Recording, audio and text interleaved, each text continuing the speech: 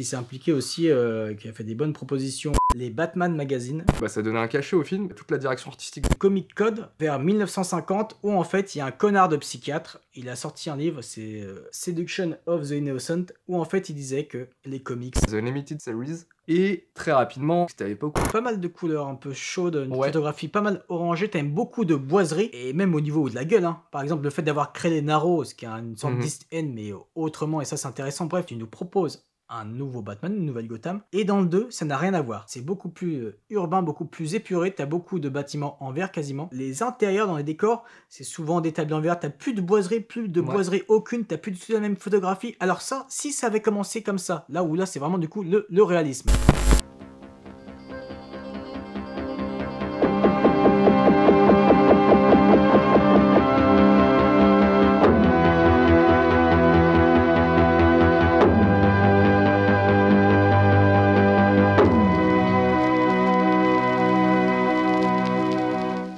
Salutations camarades, on se retrouve aujourd'hui pour aborder les 85 ans de Batman. Nous allons voir ensemble la plupart des récits majeurs ainsi que les adaptations. Tout ça en compagnie de Kevin Ngo.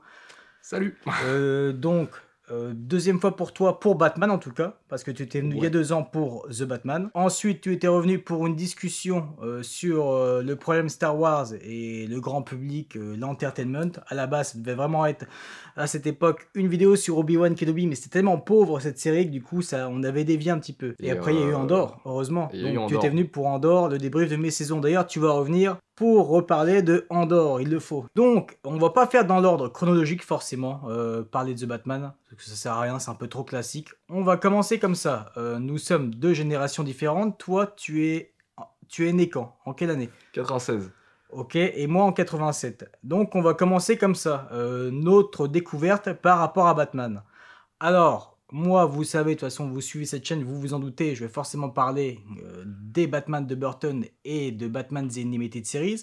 Mais toi, je suis curieux de savoir, on va commencer par toi. Comment tu as découvert Batman? Est-ce que tu te souviens vraiment ta première approche? C'était pas The Batman, enfin c'est The Batman, la série animée qu'ils avaient refait après The Animated Series. Ah, tu veux dire celle de 2000, 2004? Oui, c'est ça, ouais. Non, moi en vrai de vrai, ça a été avec The Limited Series. Et très rapidement, c'était à l'époque où je passais pas mal de temps chez ma grand-mère, elle avait encore Canal+. Il repassait des fois le Batman de Tim Burton, celui de 89. Oh. Ouais, je l'ai vu assez jeune, je crois que je devais avoir 4 ou 5 ans. Bah, du coup, ça faisait un bon temps qui était déjà sorti. Il me faisait un peu flipper au début. T'avais la scène justement, là, tu sais, t'as le Joker qui revient pour la première fois ici et où il bute Carl Grissom là, son son et boss, tu sais quand tu vois le squelette ah oui, après, oui aussi là, ok, donc c'est pendant la réunion là, oui, et genre tu sais qu'il lui serre la main et là il est en train de fumer et tout, et cette scène, je sais pas, elle m'avait traumatisé quand j'étais gamin. Je me fais putain, tu t'attends pas à voir un squelette et tout, et Jack Nicholson, je le trouvais très flippant. Et même le Batman de Keaton quand j'étais gamin, j'étais quand même en mode il est pas non plus très joyeux, hein. Mais non, mais c'est clair. Surtout qu'en plus, c'était très, très, très sombre. Ils ont retouché un petit peu, surtout lors des sorties Blu-ray, mais sinon, c'était très, très, très sombre. Tu voyais pas grand-chose. Enfin, ça faisait du coup une ambiance, une putain d'ambiance. Et puis forcément, très intimidant ce Batman quand même. C'est vrai que la DA était très marquée. Et ça, c'est un des trucs qui m'avait le plus surpris à l'époque quand tu regardais le film. C'est le style vraiment gothique. Et en fait, ça me plaisait bien parce que je trouve que ça donnait un cachet au film. Et toute la direction artistique du film, je trouvais ça dingue. Et après, un soir, il passe sur France 2, Batman et Robin, le fameux. Dans tous les cas, fallait le caler parce qu'on l'a tous vu. Ah bah bien sûr, de toute façon c'est clair, on est obligé de parler de Batman et Robin. Mais ça qui me faisait chier pendant très longtemps, c'est que je me dis putain, le grand public par exemple, enfin le grand public, je parle par rapport à Batman, qui ne connaît pas. Là, il passe Batman et Robin, il passe souvent à la télé, il se dit putain c'est ça Batman, tu as du coup une telle mauvaise image, tu vois ce que je veux dire, je t'avoue des adaptations de comics et de Batman en lui-même, putain c'est ça les délires. Il se tape sur les pieds, des patins à glace qui sortent. Je t'avoue que quand j'étais gamin, je trouvais ça tellement non, mais quand t'es gamin, tellement amusant, bien sûr, tellement coloré. Quand t'es gamin, tu kiffais. Même moi, à l'époque où j'avais suivi, forcément, là, Batman, Batman Returns, enfin Batman de Défi, Batman Forever, Batman et Robin. Et même si j'avais à l'époque, 9 ans, 10 ans, bon, je kiffais encore, même si je sentais une petite différence, mais forcément, tu kiffes, c'est là où il y avait le plus d'action. Ah ouais, c'est sûr. Mais là, non, Batman et Robin, quand je l'avais maté, j'étais en mode, ouais, c'est trop bien, Batman, tu vois. Ouais, maintenant, tu vois, le propos, il change. forcément, avec le recul et avec l'âge, mais c'est vrai qu'à ce moment-là, j'étais en mode, ouais, c'est trop bien Batman. Bah, du coup, c'était moins dark. Ouais. C'était plus coloré, c'était plus fun. Et suite à ça, j'étais parti à la médiathèque pour emprunter un film Batman. Je lui ai dit, bon, j'aime bien Batman, tu vois. Bon, à cette période-là, j'étais entre Batman et Spider-Man. Mhm. Et mais je m'y connaissais pas encore dans l'univers Batman, parce que pour moi, c'était que télévisuel. Donc film, série, dessin animé. Et à ce moment-là, du coup, je me dis, bah vas-y, je continue un peu sur Batman. Et là, je vois la jaquette de Batman le défi. Donc je le prends. Tu l'avais pas vu celui-là sur Non, Canal+. je l'avais pas vu. Ok, d'accord. Celui-là, Ouais. je l'emprunte, et je sais pas ce qui se passe. Je crois que je l'ai maté avec mon père à ce moment, il fait vache, le film il est assez sombre, hein. Et quand tu le mates, avec surtout le pingouin de Danny DeVito, j'étais en mode waouh, mais attends, ça m'a traumatisé. Ouais. Et le personnage de Christopher Walken, ouais, c'était Excellent méchant Max Schreck. On n'en parle pas assez de Max Schreck parce qu'on parle beaucoup, on évoque forcément les méchants vu que c'était surtout le film beaucoup plus focus, c'est un petit peu dommage, mais bon, sur les vilains que sur Bruce. Ouais. Mais en tout cas, voilà, Max Schreck c'est bien parce qu'on n'en parle pas assez de Christopher Walken alors que c'est un putain de pourri, c'est une putain de, Ouais, de son satire. perso, je sais pas, juste sa gueule dans le film me faisait flipper. T'as un moment où t'as le pingouin qui est en train de mordre un doigt. Ah, il mord le pif carrément. Ah non, c'est le il pif, mord ouais. le pif, oui. Et avec le sang qui gicle. Et je suis en mode, what? Et bah, du coup, ça m'avait un peu traumatisé quand j'étais gamin. T'as là aussi la scène de Selina Kyle hein, qui passe par-dessus la fenêtre. Je fais ok. Bon, c'était un peu choquant quand t'es gamin. Et je me suis dit, ok, je crois que je vais avoir quoi, 5 ou 6 piges à ce moment-là. Et pour le coup, ouais, non, sur le coup, je me suis un peu calmé sur ça à niveau Batman. Et puis après, il y a eu la série de 2004 que je trouvais assez intéressante aussi quand j'étais gamin. Et même avec le recul, il y a des trucs que je trouvais assez intéressants sur cette série, même si le design, voilà, avec le recul, tu fais, c'est un peu plus cartoon. Et c'est très loin de la série animée de 92. C'est 92? Oui, c'est ça. Je dis pas de conneries. Non, 93, c'était l'autre série. En 93, il y avait rien encore. Il y avait rien. Après, en 97, il y a eu le Batman The New Adventures qui reprenait, qui Ah, était la suite, mais par contre au style beaucoup plus épuré, tu ouais. vois. Ah, c'était 97, ok. Non, mais du coup, voilà un petit peu quand j'ai découvert Batman. Très bien. Pour ma part, du coup, franchement, je crois que c'est un de mes premiers souvenirs tout court où on était, bref, dans un Leclerc. Et il y avait une petite, pas un petit stand, mais je sais pas, comment on appelle ça, un petit... Petite étagère, là? Voilà, exactement. Petit présentoir, voilà, avec les VHS donc du Batman 89. Et mon premier souvenir, c'est ça. C'est en fait, je connaissais déjà Batman parce que je disais ah Batman et tout. Et en fait, c'est là où mes parents m'ont acheté ce VHS là. Donc c'est ça le premier souvenir. Ensuite, bien sûr, il y a eu les visionnages où Ouais. je me souviens surtout d'un visionnage, peut-être un des premiers, où mes parents étaient plus bref dans le canapé. Moi, j'étais sur une chaise plus près de la télé. Mais derrière, en fait, ça donnait, enfin, c'était ouvert et ça donnait dans la cuisine. Et en fait, je me suis souvent retourné parce que je sais pas, ça me faisait flipper en même temps. Voilà, Batman me fascinait, mais ce film me faisait en même temps flipper. Ouais, t'es rentré Limite, dans l'univers, je flippais plus de Batman que du Joker, tu vois. C'était vraiment un mélange parce qu'en même temps, j'étais vraiment obsédé par Batman. Ça m'a beaucoup suivi.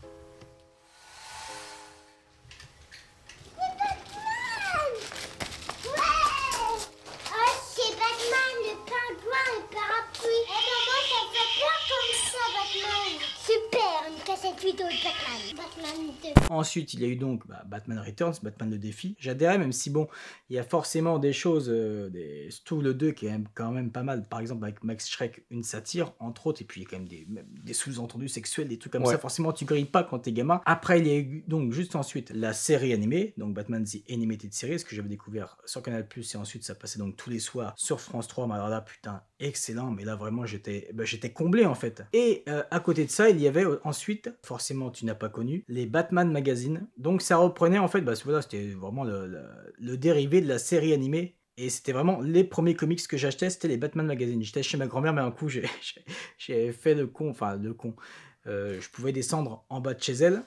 Et j'avais juste dit que je jouais dans un petit parc à jeux, alors que non, en fait, en scred, j'avais été à la presse, qui était à près de 500 mètres de chez elle, acheter le Batman Magazine que j'avais essayé de cacher, et après même qu'elle m'avait balancé mes parents, parce que forcément, je devais pas y aller tout seul, et bref, du coup, ensuite, je pouvais y aller dans cette fameuse presse, le Batman Magazine, qui était vraiment, pour moi, voilà, c'était vraiment les comics, et je me dis, putain, excellent, je peux poursuivre cette aventure, avec toujours le même style de dessin. Ils ont réédité ensuite en Batman Adventures, ce qui a a au fond, vous ne voyez pas, mais au fond, là, l'étagère vraiment en face de nous, la deuxième, les Batman Adventures que Urban a réédité. Et voilà, ça vient de là en fait. À la base, c'était édité dans Batman Magazine. Ok, d'accord. Et c'est même parce que même aussi à la fin, la troisième de couverture, tu avais un édito qui te parlait, ça te parlait des news. À l'époque, c'est pareil de Batman Forever, mais aussi des news du casting de Batman et Robin. Et c'est là qu'ils ont publié Mad Love. Le fameux Mad Love, c'est là où tu as les origines d'Harley Quinn, etc. Parce que ça, ensuite, ils l'ont adapté plus tard dans Batman The New Adventures, donc qui est la suite de la série animée. Mais Mad Love d'ailleurs, qu'ils nous ont réédité depuis chez Urban Comics. Mais voilà, la première fois que tu découvrais Mad Love, c'était là-dedans.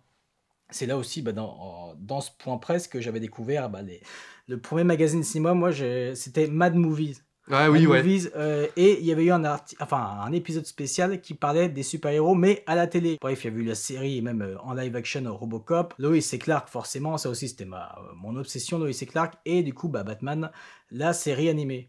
Et moi, je me souviens, mes parents prenaient toujours le Téléstar. Ça existe toujours d'ailleurs, si je dis pas de bêtises. Ouais, donc, programme télé. Et moi, à chaque fois, moi toujours, je dévorais, et pas par rapport à Batman, je dévorais en fait, c'est là où j'ai commencé à apprendre moi ma petite culture ciné, c'est fait un petit peu là par rapport aux interviews, par rapport aux articles, les noms des acteurs, je les retenais facilement, et il y avait eu un article, je me souviens toujours, un petit article en haut, le gros titre c'était Michael Keaton renonce à Batman 3, et ça, je me souviens que ça m'avait... Rien que d'en parler, j'ai des frissons, parce que moi qui étais obsédé, pour moi, c'était une tragédie, le fait qu'il n'y ait plus de Batman, en fait. Tu vois ce que je veux dire? Pour moi, ça s'arrêtait net. C'est ok, il n'y aura plus jamais de film Batman, putain. On pouvait avoir un troisième, et non, Michael Keaton renonce. Voilà, donc ça, c'est vraiment, pour moi, tragédie, encore une fois. C'était horrible, et c'est ouf à quel point moi, je l'avais mal vécu. Ah mais c'est ouf que c'était marqué. Ah ouais, vraiment. En même temps, c'était aussi notre période où forcément la manière de consommer l'information était pas la même qu'aujourd'hui. Vu que là maintenant on a tout qui est balancé très très rapidement par les réseaux sociaux. Ça change, oui. Et ouais, c'est vrai que tu découvrais tout par rapport au magazine à l'époque. Et il y avait un charme, tu vois, qu'on a plus aujourd'hui. Et qu'on a plus aujourd'hui. Même la puissance, avant, même d'autres magazines, pas forcément que Mad Movie, mais d'autres magazines ciné, quand j'y repense, où il y avait ce charme, il y avait ça. Forcément, on n'avait pas internet, on n'avait rien. C'est pour ça que c'était d'autant plus. Moi, forcément, j'ai toujours été rêveur à l'école. Bref, j'ai toujours été dans mon monde, forcément, à écrire mes petites histoires, etc. Toujours dans l'imaginaire, à décrocher vraiment de la vie réelle. Après, bon, c'est peut-être comme ça pour certains gamins, mais du coup, Batman, voilà, c'est à ça que je m'accrochais. Batman, très clairement. Et il y avait eu, ensuite, je me souviens, je tombe sur cette même presse chez ma grand-mère. Putain, je vois un Mad Movie, et là, je vois quoi sur la couverture? Un nouveau Batman, mais genre sans le sigle jaune où ça faisait et en fait c'était l'armure c'est ça, de Val Kilmer, en tout cas sa seconde armure du film Batman Forever, le Panther Sweat comme on appelle.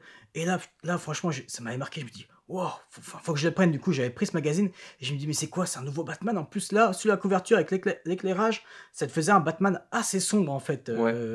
Tu voyais pas le gris du costume. Et là, je me dis, putain, un nouveau Batman, mais c'est excellent. Et quand je tournais les pages, c'était juste un petit article de 3-4 pages. Tu voyais donc Jim Carrey dans le mystère. Il y avait aussi une petite photo de Robin, ça m'avait marqué d'ailleurs. Une petite photo de double face, je me dis, oh putain, c'est excellent. Et là, j'ai vécu, beaucoup ont vécu la fameuse Batmania de 89, parce que c'était assez dingue, le pognon qu'ils se sont fait.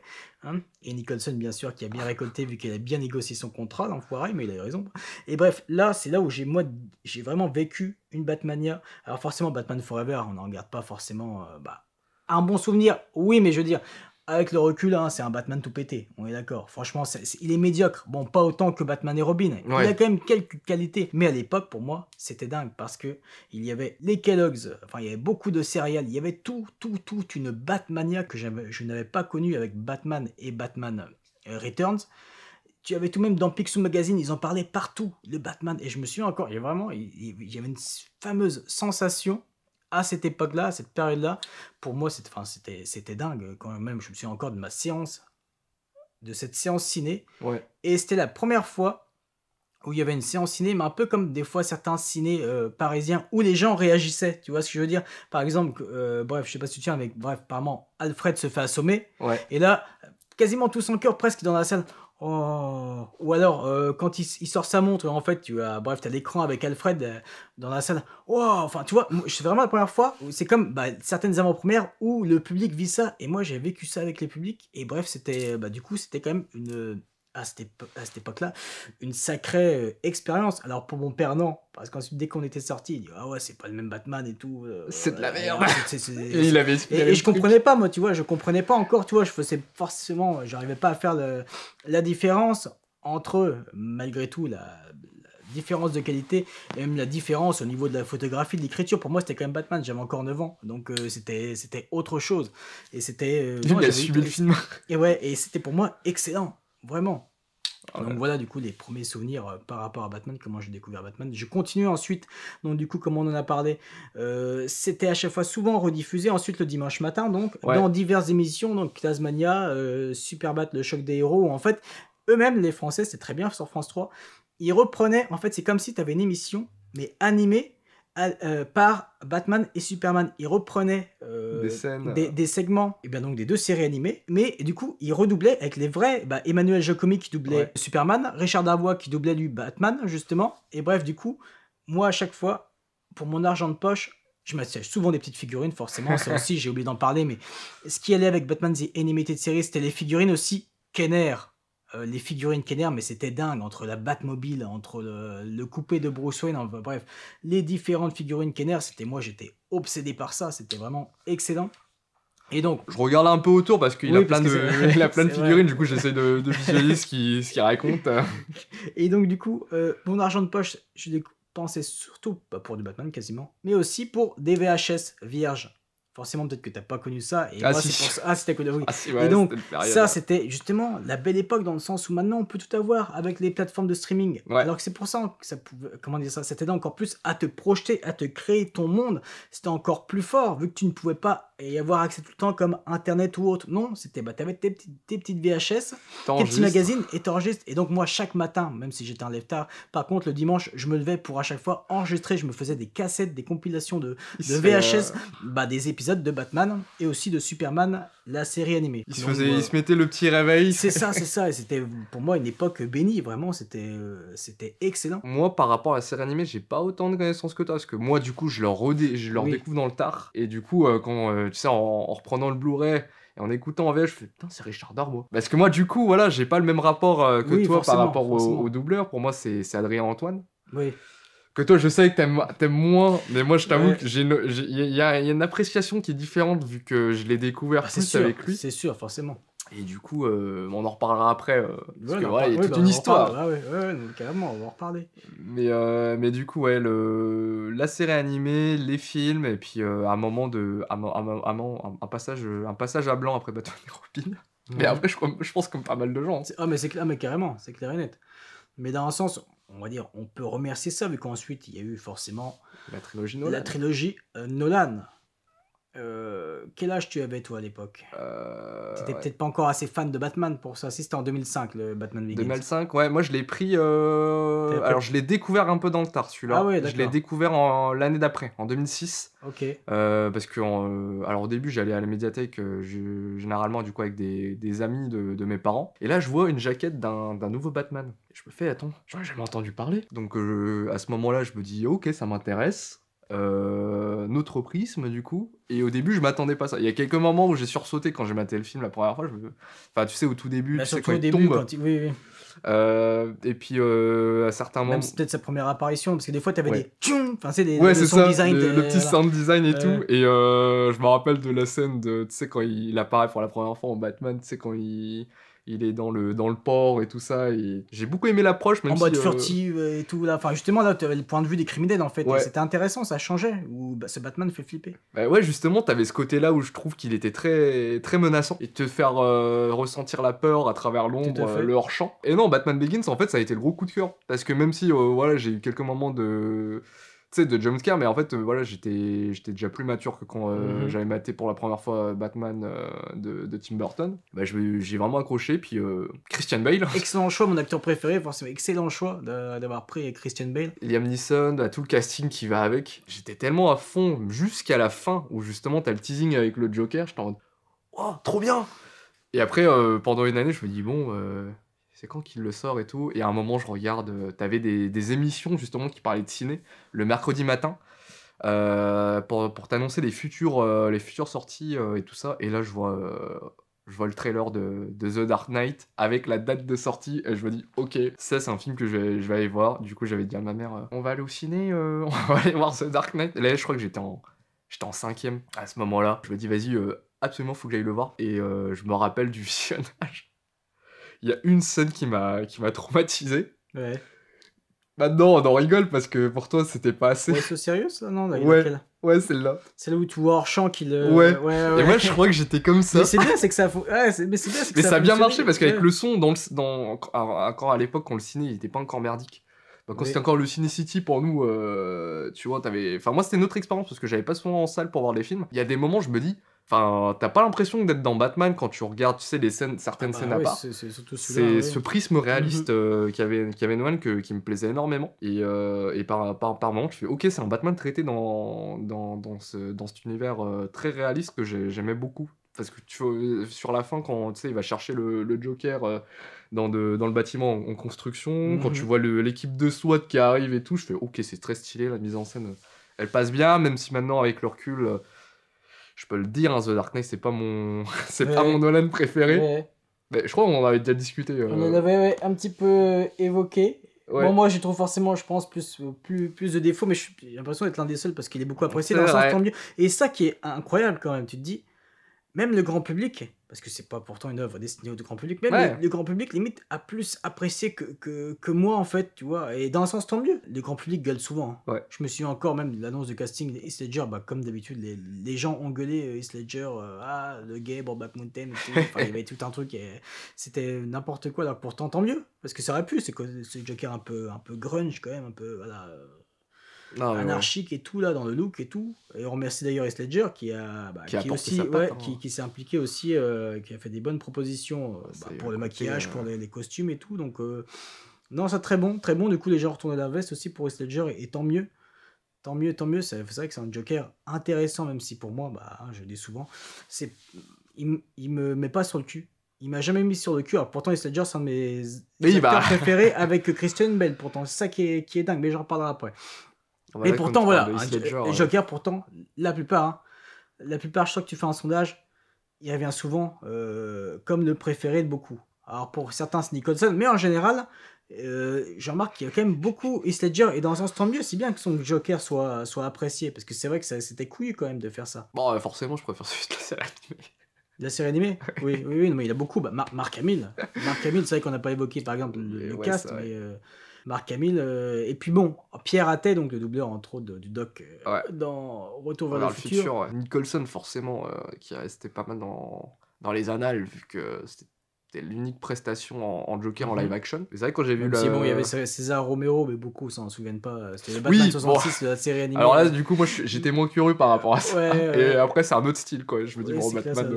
j'ai découvert vraiment, récemment, j'ai commencé à m'y intéresser il y a seulement 2-3 ans sur Toonami, et je me dis, bon, j'ai quand même regardé comme ça, parce que ça, faut savoir que moi, ensuite, pendant de longues années, Batman et Robin et Batman 66, je chiais dessus en fait, mais vraiment, je les méprisais. Vraiment, alors que pourtant, quand tu te mets dans l'époque, alors pas Batman et Robin, mais Batman 66, à l'époque, William Dozer, le producteur, s'était dit, ok, je veux quelque chose qui réunisse à la fois les parents et les enfants. Alors, si les enfants peuvent être pris en mode premier degré, alors que justement on fait un second degré tout pété, et qu'à côté les parents se font de la gueule, ça pourrait fonctionner, et c'est vrai que c'est ça que ça a fonctionné en fait. Non mais ça a marché de dingue, surtout que bon, à cette période-là, les comics c'était pas... ça se cassait la gueule. Ouais, pas mal. Et aussi, faut dire, c'est à cause, je sais pas si tu connais, ce qui a été imposé, c'était le Comic Code vers 1950, où en fait il y a un connard de psychiatre, il a sorti un livre, c'est Seduction of the Innocent, où en fait il disait que les comics c'était néfaste pour les enfants. Ça rendait violent. Que ça rendait violent. Que Batman et Robin, ça fait quand même une relation un peu érotique, homosexuelle, enfin beaucoup de conneries, ce qui fait que du coup, ils ont... du coup, il y avait le Comic Code, ce qui fait que, aussi bien Marvel que DC, fallait faire attention à certaines thématiques, fallait réduire la violence, sinon tu n'avais pas le logo Comic Code, et si tu n'avais pas ce sigle-là, t'es bonne chance pour être distribué en presse ou autre. C'est pour ça, du coup, même pour Batman, là, quand on pense à Batman a commencé ensuite à Tiens, tu vois là, ce Batman arc-en-ciel, vous ne voyez pas, mais je vous mets l'image. Ce Batman arc-en-ciel, et pourtant, ça reste une de mes couvertures préférées, la couverture de comics où tu voyais plusieurs Bat costumes. Voilà, c'est ce trip coloré, et même Batman Zebra, il y avait aussi Batman contre des extraterrestres. Bref, c'est vrai que du coup, ça a dénaturé le Batman. Ça a continué un petit peu parfois, ça a essayé de se rattraper, et c'est William Dozer, lui, avant que le projet se lance, il a acheté plusieurs comics, il a dit lui-même, il dit mais en fait je trouve ça à chier, je peux pas en proposer quelque chose de sérieux. Après moi j'ai réussi à l'accepter parce que j'ai compris, même si c'était assez tard, que c'était un produit de son époque. C'est assumé. C'est assumé. Et ça c'est quelque chose que pendant longtemps, pour moi c'était pas Batman, ils avaient dénaturé Batman, alors que non, si tu te remets dans le contexte, non. Enfin, après je peux comprendre qu'il y en a qui des fans de Batman qui n'ont pas envie de regarder cette série. Toi par contre t'as peut-être jamais envie de te lancer dans cette série, ce que je peux comprendre, tu vois, parce que c'est un autre prix, c'est pas le Batman... Ça m'a jamais effleuré l'esprit. J'ai même acheté le coffret parce que j'ai vraiment envie de découvrir cette série, parce que vraiment ça m'a... voilà. Non, j'avoue que ça m'a jamais effleuré l'esprit. Ouais. Je me suis dit, bon, pour moi Batman c'est du dark. Mais en même temps, oui, c'est la période des années 80. Donc, bon, après quand j'ai découvert dans le tard, ce qui me plaisait le plus, forcément c'est le côté dark. Tu sais, quand t'es ado, tu te cherches un peu, t'es en mode, bon, ça me parle, tu vois. La période de Alan Moore et de Frank Miller justement, qui ont redoré le blason d'un point de vue comics à ce moment-là. Enfin moi c'est surtout la période que j'ai connue. Oui, mais une grosse période, et j'imagine les lecteurs de comics à l'époque, surtout en 1986, où là t'as eu pour moi les deux gros chefs-d'œuvre, aussi bien satirique en plus, c'est Watchmen, donc Alan Moore forcément, et The Dark Knight Returns. Mais quand on se rend compte, la même année il y a ces deux putains de pavés qui ont tout explosé, qui ont bousculé tous les codes qui sont sortis, c'est quand même incroyable, tu te dis. Donc là oui, Batman, merci Frank Miller. Ouais. Frank Miller qui a réinventé, du coup forcément on sait bien Batman, mais comme il avait fait Daredevil, ce mec là c'était un génie, même si bon, au fil du temps il est un peu parti en vrille, mais on en reparlera après. Après comme un peu, j'ai envie de dire un peu comme tout. Ouais, mais Frank Miller a beaucoup débordé. Je vais reparler de quelques petits trucs. Je suis même resté au courant, mais c'est. Ouais, je suis pas au courant de tout. C'est limite, Frank Miller. Alors pourtant, bon, voilà, à cette période-là, et même encore pendant quelques années, même un petit peu avant, il y avait Ronin qui était sorti. Et après, entre autres, Sin City. Excellente patte graphique, vraiment, c'est dingue. Mais oui, si on revient au Batman, au Dark Knight Returns, d'ailleurs, moi je l'ai découvert, et ça, c'est assez intéressant. Dans Batman The Animated Series, ou plutôt dans Batman The New Adventure, il y avait un épisode, c'était Legends of Dark Knight, je sais pas si tu t'en souviens, où en fait, t'as 3 gamins qui parlent de leur vision, chacun raconte sa vision de Batman. Donc t'en as un type Dick Sprang, la période comics Dick Sprang, qui est un peu plus coloré, délirant, etc. Ça prend plus vraiment les traits. Et ensuite, tu as justement un petit segment de The Dark Knight Returns, quand il se bat contre le mutant, le chef des mutants dans la boue.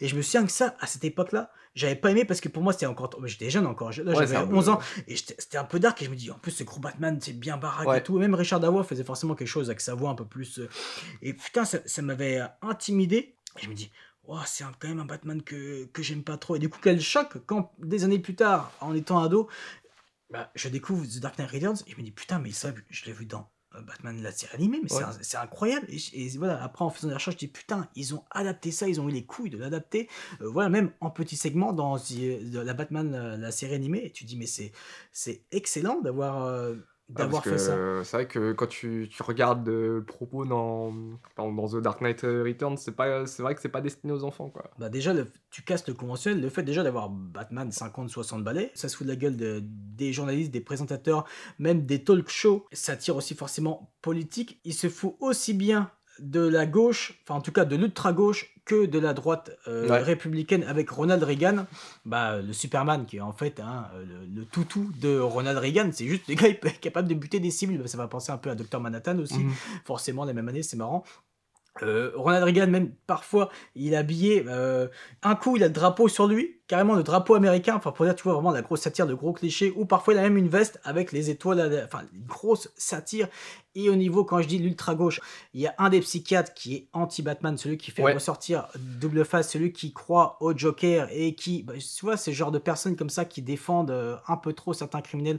Là, il défend le Joker quand il pense. Le Joker, c'est qu'une victime, il n'est pas responsable de ses actes, il est victime de l'obsession de Batman. Tout le monde en prend plein la gueule, même le peuple, apparemment, quand il y a un blackout, ça aussi super intéressant. Et même ensuite, plus de soleil pendant un certain temps, donc bonne critique du nucléaire, encore une fois, merci Miller. Et donc pendant ce blackout, Batman avait réussi à faire, enfin en tout cas la moitié du gang des mutants à les faire changer en fils de Batman, mais à côté de ça, pendant ce blackout, il y a les anciens mutants qui foutent un peu la merde, mais aussi les habitants normaux qui dévalisent les magasins, et ça fait penser à ce qu'on peut voir, je sais pas, par exemple, les ouvertures de Black Market, ou même pendant la pénurie de PQ, là, enfin plein de choses comme ça. Donc Miller, une situation d'effondrement, voilà, quoi. tout le monde s'en est pris plein la gueule, aussi bien le peuple, tout le monde. Et ça, c'est intéressant. C'est même Batman, du coup, qui est censé, en tout cas, qui gêne tellement le gouvernement, et pourtant, c'est lui qui il impose un esprit, on va dire, communautaire, et même il y en a un de ces petits gars que j'appelle d'ultra-gauche qui dit « Ah, mais c'est quoi ça, c'est la Gestapo ?» Alors que pourtant, mec, t'es en train toi aussi de dévaliser, et finalement, Batman, regarde ce qu'il fait. Même la commissaire qui remplace... comment elle s'appelle, Helen Yeadle, je crois, qui remplace le commissaire Gordon, qui a lancé une traque au Batman. Même là, il se rend compte, il se dit non, il est trop gros pour nous, on peut rien faire. Le gars, finalement, non, il fait du bien. Et ça qui est marrant, le gouvernement, justement, on pointe du doigt de Batman, alors que putain, Batman est capable, comme on le voit aussi, de sauver un enfant, et à côté de ça, Superman est capable de tuer des civils. Et comme il le dit, Batman à Superman, et ça c'est repris dans Batman v Superman, entre autres, cette fameuse tirade, on est des criminels, on a toujours été des criminels, Clark. La seule différence, c'est que toi, en fait, t'as un patron, enfin, en parlant de Ronald Reagan, enfin bref, il y a tellement de choses à dire sur The Dark Knight Returns, tellement il a cassé les codes, tellement c'était ultra intéressant, bref, et ensuite, une année après, Batman Year One, là aussi, putain, excellent, là aussi, des couleurs en demi-teinte, là, moi, ça c'est un truc que j'aurais toujours voulu que ce soit adapté en film, Batman Year One, parce que je trouve le propos excellent, c'est là où tu instaure vraiment la corruption à Gotham. Donc là, Batman... Une ville moisie, voilà, c'est ça. tu leur encore sens plus dès une le raison début, voilà. dès la première page. Tout à fait, donc là c'est encore plus justifié. Là en plus l'arrivée simultanée, c'est ça qui est marrant, c'est que le narrateur, on va dire, t'as aussi bien Gordon que Bruce Wayne, et je trouve ça excellent aussi, en plus de dépeindre un Gordon, que tu l'humanises. Le fait par exemple qu'il trompe sa femme avec, avec Sarah Essen, ça c'est un truc que t'as jamais vu, tu humanises vraiment Bruce Wayne et Gordon aussi. La corruption, Flash, excellent perso d'ailleurs qu'ils avaient repris dans Batman Begins, même si bon forcément je préfère le Flash des comics, mais c'était intéressant, Mark Boone Jr. ce qu'il avait proposé. Mais bref, pour dire vraiment, même aussi Batman, quand au tout départ, vu qu'il a 25 ans, il revient à Gotham, et ça je trouve ça excellent aussi, ce parallèle des deux qui reviennent à Gotham. Voilà. Donc ouais, Batman aussi, qui très humain, voilà. Même au départ, il le dit pas. Il fait des erreurs. Il fait des erreurs. Il le dit même à un moment, je dois attendre. Tu vois, il se lance pas tout de suite. Il a besoin d'attendre, de voir dans quoi il va vraiment se lancer. Qu'est-ce qu'il faut faire, même quand il débute, même avant ça d'ailleurs, dans The Batman aussi, ils s'en sont inspirés. Le fait qu'il parcourt l'East End avec sa balafre et sa veste un peu style vétéran du Vietnam, excellent, où il se fait poignarder un petit coup, et il se fait aussi tirer dessus par les flics. Enfin voilà, le gars qui sombre, d'ailleurs, qui est aux portes de la mort, qui parle à la statue de son père et qui dit si tu me montres pas la voie, en gros je sonne pas la cloche et je me laisse crever. Pour Alfred, il m'entend pas. Et bon voilà, forcément la chauve-souris, mais bon, pour dire, ça prend du temps. Tu prends vraiment ce vrai cheminement, une vraie année 1 forcément, des origines très intéressantes, mais là aussi il y a tellement de choses à dire. Et d'ailleurs les deux adaptations sont bonnes, aussi bien de Batman Year One que The Dark Knight Returns. Un peu plus modernisé, je trouve, The Dark Knight Returns. Ouais, mais je trouve que ça dénature pas trop. En fait, quand tu les... tu reprends le déroulé du comics. Et puis quand même, bon courage pour adapter une telle œuvre. C'est pas évident. Et d'ailleurs, quand tu les mets bout à bout, parce que moi, du coup, j'ai toujours eu une partie ou deux. Tu avais toujours la partie 1 et la partie 2. Et je me suis acheté récemment le Blu-ray, où là, en fait, c'est il s'appelle pas ça Collector, mais l'édition définitive, où là, ça te fait quand même un putain de film de 2h26. Et tu dis, putain, là, c'était vraiment The Dark Knight. Bonne adaptation de 2h26. Et c'est là. Donc, du coup, t'as pas la coupe. Non, t'as pas la coupure, et ça te fait un putain de film. Vraiment, là, forcément, c'est du Dark Knight Returns, mais en animé. Avec, en plus, Peter Weller, doublage, mais qui est excellent. Et c'est ça qui, quand il pense, c'est marrant. T'as des gros liens avec Robocop déjà, Peter Weller, interprète de Robocop. C'était, en tout cas en 86, une année avant la sortie de Robocop, l'utilisation des médias, pareil. En plus, Frank Miller, qui, je sais pas si tu es au courant, mais il a été engagé, c'est le scénariste de Robocop 2 et Ouais. 3. Mais bon, ça a été charcuté, c'est pour ça qu'ensuite, il avait eu il voulait pas revenir au cinéma quand Rodriguez l'a rappelé pour Sin City, là. Il voulait pas replonger dans le cinéma à cause, entre autres, de ça. Mais tu te dis quand même, il y a un lien. Et ouais, non, Peter Weller, son interprétation forcément excellente dans The Dark Knight Returns, ça fait tout. Enfin bref, The Dark Knight Returns, on peut en parler pendant des heures. Ah, tu m'étonnes. Et voilà, quand il pense, Snyder a pioché par-ci par-là dans Ouais. Batman v Superman. Il n'a pas fait une adaptation complète. Non, pas complète, mais Pas, quand même des petites choses qui reviennent de temps à autre, ou même la lutte dans The Dark Knight Returns entre les pro-Batman ou les anti-Batman. Ou même aussi, là aussi, forcément, juste parmi les civils, mais aussi les débats télévisés. Il a repris ça, Snyder met la sauce pro-Superman ou anti-Superman. Ça te pose un contexte aussi réaliste, malgré tout, de ce qu'un Superman dans Tout à notre fait. vie... Là, t'as des vrais, pour une fois, dans un T'as vrai une film vraie spot, t'as problématique, des vraies conséquences, on en parle vraiment. Et ce questionnement que ferait un Superman dans notre monde, Tout à quelle fait. est son utilité, sa place, ou à qui il rend service. Et ça me faisait un peu penser aux comics et jeux Injustice, où justement t'as ce débat-là qui est placé justement quand t'as un Superman qu'on lui donne les pleins pouvoirs, qu'est-ce que ça donne? Mais moi, c'est ce genre de réécriture que j'aime, c'est pour ça, tu sais, j'en ai marre du conventionnel et j'aime bien les réécritures, c'est pour ça que j'aime aussi parfois les Elseworlds, Ouais. parce que toujours se bouffer les mêmes sauces quand ça n'arrive pas trop à évoluer. Au bout d'un moment, c'est bien des réécritures, je pense, on en reparlera peut-être après, Joker, tu vois, ce que qui dit c'est pas le vrai Joker. Oui, bien sûr, je comprends que c'est pas le vrai Joker, et je peux comprendre que ça rebute, mais justement, il faut des réécritures comme ça, même si ils pompent pas mal sur, en tout cas pour le côté social, sur The White Knight, et sur quand même l'origine, un peu, dans The Killing Joke. Comédien raté, qui se rend plein la gueule. En plus, tu rajoutes quelque chose, c'est ça qui est intéressant. La pathologie, tu vois, moi j'aime ce genre de réécriture. J'aime justement être surpris. Je veux pas toujours voir les mêmes choses. C'est pour ça que j'ai peur. J'ai beaucoup peur pour le prochain DC Universe de James Gunn. Qui a l'air très classique, tu vois. Alors, le classique, ça peut être bien, mais au bout d'un moment, non. On est en 2024, il faut autre chose. Alors, on verra, mais quand tu vois déjà, par rapport à son Superman, tu vois, où ça a l'air ultra classique, ça revient en base. Après, oui, on n'a pas eu de Superman classique depuis le Christopher Reeves. Ok, d'accord, mais bon... c'était intéressant quand même pour ça, Man of Steel, même si bon, je préfère Batman v Superman. Alors on parle bien sûr de la vraie version, de 3 heures. Il y a beaucoup de choses à dire sur Batman v Superman, mais bref, voilà, Snyder a fait du bien. Et aussi, moi, ce qui me chagrine un peu, même si forcément c'est l'évolution, c'est pour ça aussi beaucoup ont critiqué les Batman. Pourquoi Batman tue? Je trouvais ça excellent dans Batman v Superman. C'est un autre Batman, c'est un Batman de 40 piges qui là, forcément, on comprend qu'il a pas toujours été comme ça. T'as ce côté très névrosé, très... Très dark. Non, là-dessus, ça faisait du bien. Ça faisait du bien aussi de revoir un Batman robuste comme les comics. Et puis aussi ce costume, putain. Ce costume, t'avais enfin, pour de vrai, après toutes ces années, le vrai costume des comics. Et ça fonctionnait. Michael Wilkinson, excellent. Ouais. Qui a fait des super... Andorre.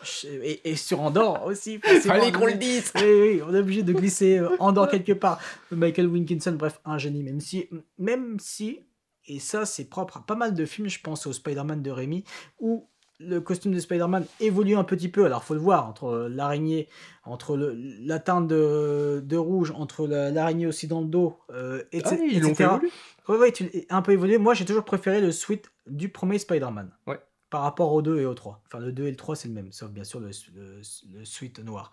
Mais... du coup, pareil pour le costume de Superman, je préfère celui de Man of Steel que celui de Batman v Superman. J'ai l'impression que chaque fois les réas sont obligés de, comme si c'était obligé de faire évoluer un petit peu. Alors parfois question confort, oui, mais là je préfère, enfin après c'est tout con, il y en a qui le voient sûrement pas, mais je préfère, voilà. Pourquoi on a dévié sur ça, mais le costume... Putain, mais en fait, on parle pas mal de Superman, là. Non, mais c'est pas grave, mais il faut, comme Miller l'a compris, voilà, pour lui, il n'y a pas de Batman sans Superman, mais ouais, voilà, on en parlait du coup des costumes, voilà, de cet excellent costume de Batman, voilà pourquoi on a dévié. Bah, comme tu parlais de costumes, moi, je repique sur ceux de Nolan. Ouais. Mon costume préféré... c'est celui de Batman Begins. Parce que j'ai du mal avec sa nouvelle tenue qui est introduite dans The Dark Knight. Ah putain, merci. Parce que je le trouve je le trouve moins massif. Il fait moins flipper, en fait. C'est plus tactique. On est d'accord. Il y a le haut que j'aime bien, mais le coup, j'ai vraiment... Alors que dans Batman Begins, on est d'accord, comme Christian Bale le disait, t'as ce gros coup qui te donne un air sauvage. Ouais. Là, c'est justement, là, tout était là, dans Batman Begins. Moi, je crois que j'ai commencé à dévier sur mes critiques sur The Dark Knight. Non, mais du coup, là, tu m'as tendu la perche. Non, mais il fallait qu'on vienne sur Batman. pourquoi Batman est comme ça par rapport à l'intimidation, tout ça, la peur. C'est expliqué dans Batman Begins et dans The Dark Knight, même si là aussi c'est justifié dans le scénario par rapport à la vraie vie. Oui, le fait d'être plus mobile et de pouvoir tourner le sa cou. tête. Mais là, du coup, tu casses tout. Tu casses ce Batman imposant et intimidant qui marchait vraiment, même si ça fait peut-être un petit peu caoutchouc, d'accord, mais je préfère quand même ce costume de Batman Begins. Là, t'as plus rien. T'as un petit coup. Là, t'as l'impression qu'il est... Le visage, je trouve aussi. Exactement. T'as l'impression qu'il est plus fin. Et il est plus fin. Et ça aussi, attention, je vais partir sur les critiques. Le fait que tu nous imposes un putain de Christian Bale qui ressemble vraiment aussi au niveau de la corpulence au Batman des comics. Et dans The Dark Knight, moi, je me souviens, la première fois que j'ai vu, dans les teasers, je me dis, on dirait Patrick Bateman, en fait. Ouais. Patrick Bateman, au niveau de la coupe, même au niveau de la corpulence, il a perdu 15 kilos par rapport à Batman Begins. Pourquoi ça? Pourquoi Batman, Christian Bale qui s'implique toujours autant? De toute façon, Nolan, je trouve, et c'est pour ça que j'ai pas trop apprécié The Dark Knight, Batman Begins m'a beaucoup fait du bien parce que c'était moi, en tout cas pour moi, du coup là, je reviens à l'époque où j'avais découvert ça au cinéma, et je m'étais plongé donc pas mal dans les comics Batman depuis, et là je voyais, waouh, j'adorais bien sûr ce Burton, mais là je vois un Batman putain qui se rapproche des comics par rapport à ses origines forcément là par rapport à après son pour le coup je crois que c'est la première fois sur le grand écran qu'on avait ce qui fait aussi pourquoi je l'apprécie, c'est parce que je crois que c'est la première fois que tu le vois sur grand écran avec une origin story. Quel plaisir au cinéma de découvrir ça. Ce vrai Batman, en tout cas ce qui ressemble beaucoup au vrai Batman. Et donc là, pour revenir à ça, The Dark Knight, pourquoi moi j'ai du mal? Parce que tu nous proposes déjà, on en a déjà parlé du coup du Batman, au niveau corporel, voilà, au niveau de son costume, mais aussi il y avait une patte intéressante. Alors je pense qu'on est d'accord, je pense que tu seras peut-être d'accord avec moi, malgré tout, c'est sa moins bonne réalisation des 3 Batman Begins.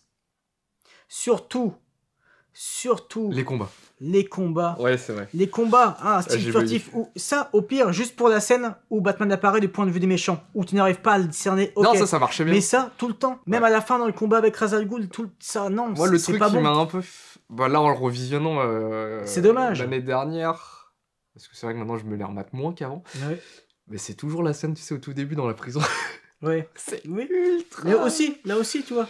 Tu comprends rien. Chaque combat, de toute façon, où il se bat, voilà, alors je comprends bien ce que Nolan a voulu nous faire passer, mais pour moi, c'est trop, surtout encore une fois, je me répète, mais avec le combat contre Ra's al Ghul, non, là, on a compris l'idée, ça sert à rien de nous faire des... c'est con, parce que quand tu regardes le making-of, c'était une putain de chorégraphie très intéressante, et ça fait chier, putain. Ouais, pour moi, Nolan, c'est pas son point fort, les scènes d'action. Non, c'est clair.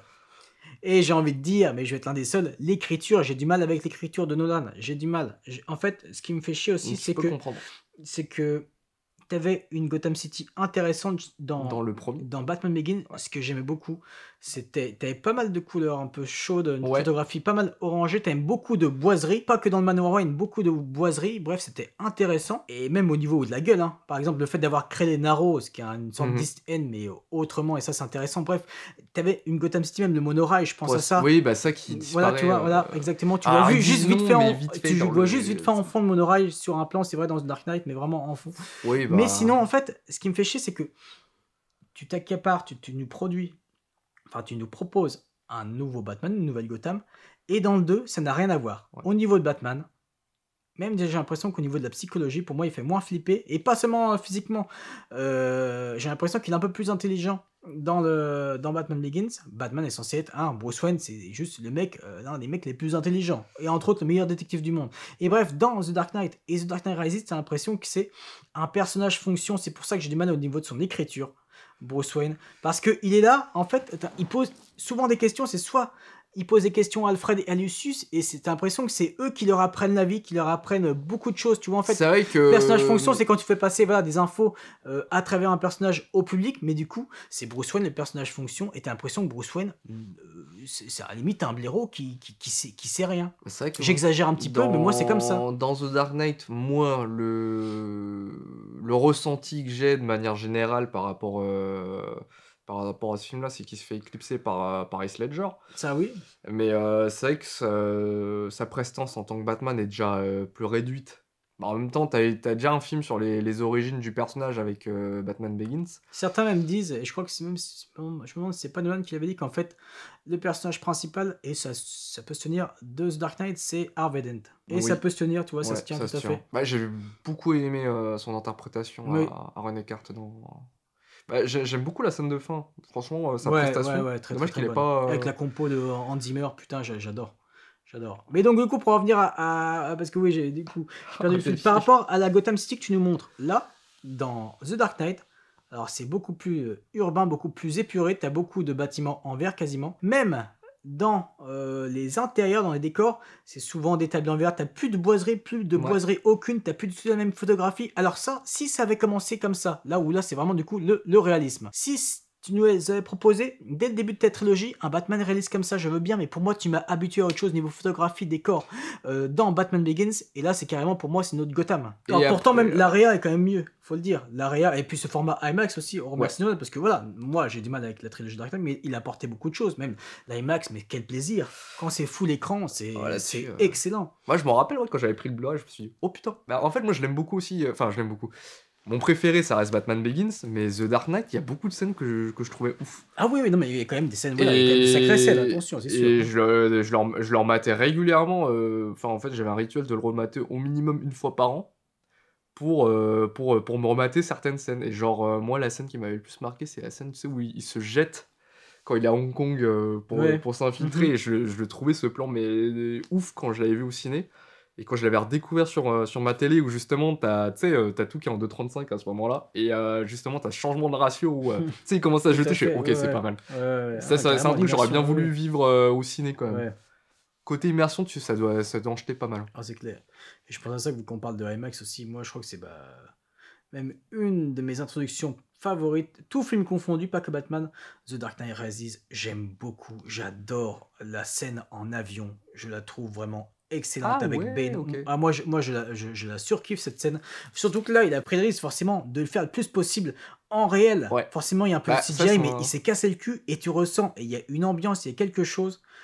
J'ai pas envie de dire que limite je kiffe plus le prologue que le film The Dark Knight Rises en entier, mais vraiment cette scène là je la trouve vraiment excellente au niveau de sa réa. Tu y crois pas mal, même si bon le coup du sang là pour bref ADN, je trouve ça tout pété. Vraiment tu prends ça l'ADN par rapport entre autres aux dentitions, enfin bref le truc du sang, il y a beaucoup de choses. C'est vrai que maintenant que t'en parles, sur les couilles, il y a beaucoup de couilles sur le scénario de The Dark Knight Rises, et pourtant malgré tout à cette époque là, forcément, je l'attendais beaucoup, vu que c'était le Batman à cette époque-là que je kiffais. Là, tu avais la conclusion.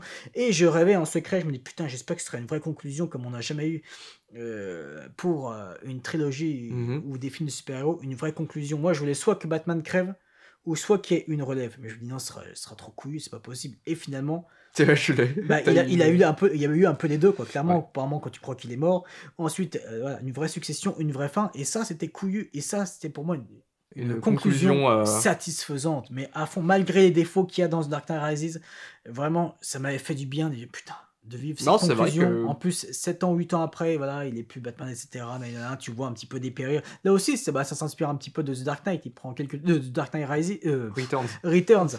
Ils ont pioché quelques petits trucs, là aussi, très intéressants. Beaucoup de Dark Knight, quand même. Même si, voilà, Dark Knight... Moi, j'aime beaucoup son Bane. J'adore le Bane de Tom Hardy, à part à la fin où tu te rends compte que c'est pas lui le grand mastermind, parce qu'il bosse pour Talia. Talia Al Ghul, le shot Talia, Marc Cotillard, je ne suis pas, parce que pour moi, Talia Al Ghul, je la vois pas.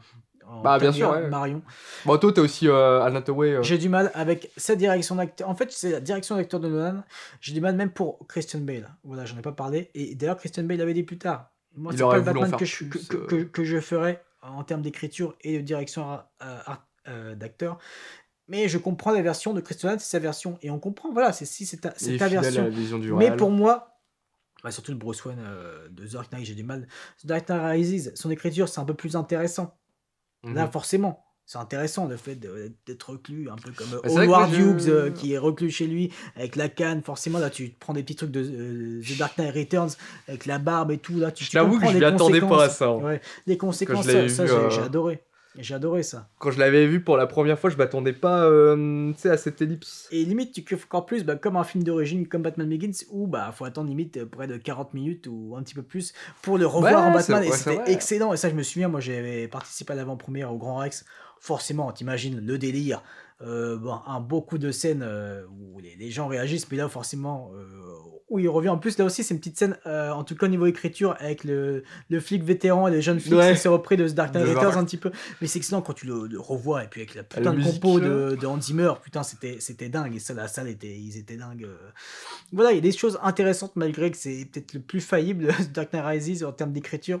Ce que j'aime bien dans Nolan, en termes de méchants, surtout pour Joker et Bane, je trouve ça ultra couillu, ultra intéressant au niveau de l'écriture et du visuel. Ouais. Visuellement, Bane, j'adore son style. De toute façon, il faut du réalisme, hein. Ça n'allait pas être qui utilise le Venom, le tuyau, Venin, c'est ouais. pas possible ça, Avec dans tous ces l'univers de tuyaux Nolan. dans son- Carrément. Non, c'est sûr. Non, moi j'aime beaucoup.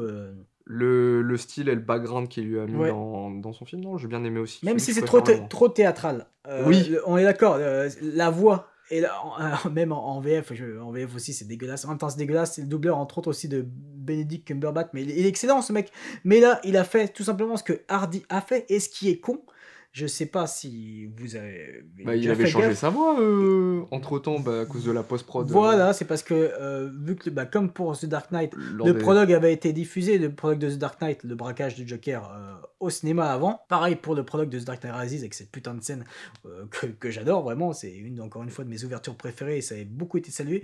Mais que le public ne comprenait pas trop ce que Bane disait. Et alors que, si on écoute bien, et son comparatif, juste parce qu'il y a que là qu'on peut Ouais. comparer, entre le doublage initial du prologue et ce qui a été refait à cause du public qui s'est plaint, là, ouais, même Nolan, au niveau de la direction d'acteur, qu'est-ce que tu lui as fait faire? C'est beaucoup trop théâtral, c'était pas autant théâtral dans le vrai, Ouais. dans ce qui a été tourné sur scène, je veux dire, sur le tournage, et c'est con, parce que là, des fois, c'est un... Par contre, proposition intéressante, cette espèce on dirait une voix un peu de vieux, de mec qui souffle, ça, ultra intéressante cette proposition, mais c'est plus parfois où il est un peu comme ça, où c'est théâtral, c'est dommage, Ouais. c'est con. C'est con parce que c'est quand même une sacrée performance, je trouve, de Tom Hardy, puis même physiquement.